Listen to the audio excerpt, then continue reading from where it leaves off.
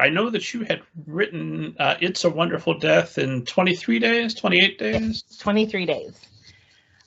So the second book I wrote was an eco virus destroys the world and mankind needs to figure out how to rebuild, that kind of story. I know those are so rare to find in YA nowadays, or back then. So I was kind of talking to my mom, and I said, I don't know, maybe this writing thing isn't for me. Like, I've written these 2 books. I think they're good. Agents are kind of interested in them. I get a lot of requests, and then they're all like, yeah, thanks, but no thanks. Maybe I'm just not, you don't have the talent. Maybe this is just a dream, and I've tried it and it didn't work. And my mom was really cool. Like, she's the one who, when I called her and said, I think I want to drop out of grad school, was like, okay, drop out of grad school. That's fine. I don't care. Like, in a very supportive way. That sounds a little like she really didn't care, but her thing was, do what's making you happy, do what you enjoy.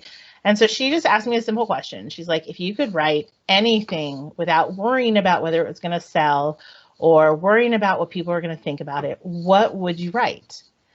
And I had been watching Lost at the time. And I made the comment, I'm tired of trying to save the world. I just want to save the cheerleader. And I was saying it as a little sarcastic snarkiness.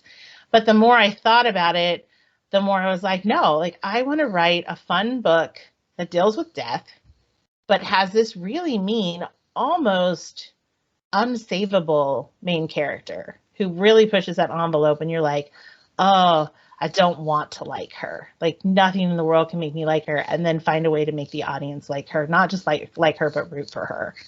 And so that's where It's a Wonderful Death came from. Killing off my character on page 1. Spoiler. Yeah. If you don't want to know what happens, don't read the first page. I suppose the title is a bit of a spoiler. Somebody's dying somewhere in that book. So 23 days, I'm assuming that's not the version that you signed with Liza. No. Liza's last name is Liza Liza. Royce, your literary agent. Or Liza. Well, she's Liza Fleissig, but Liza Royce agency. No, so this was probably early October when my mom and I were having this conversation. And so NaNoWriMo was coming up. And I decided I was going to write my book. I was going to do NaNoWriMo. And yeah, I sat down. I spent almost every free moment that I had in front of the computer typing out this book. And it was an ugly first draft, but it was a really fun story. My husband was really supportive. He took care of the kids and made sure that they were fed. I mean, I'm assuming he made sure they were fed because they're still alive. So we're just going to go on that assumption. But he's been really supportive of me pursuing my dream. And so he was like, okay, just do this. And so I finished the book on the 23rd of November. And then I finished revisions, the first round of revisions on New Year's Eve that year. Because I wanted to start the new year with something that was potentially sellable. So, yeah, but it was not what I sent to my agent, to the person who eventually became my agent. It was a mess. It was a hot mess. So, do you happen to have some idea of how many drafts you had to do to get it in shape?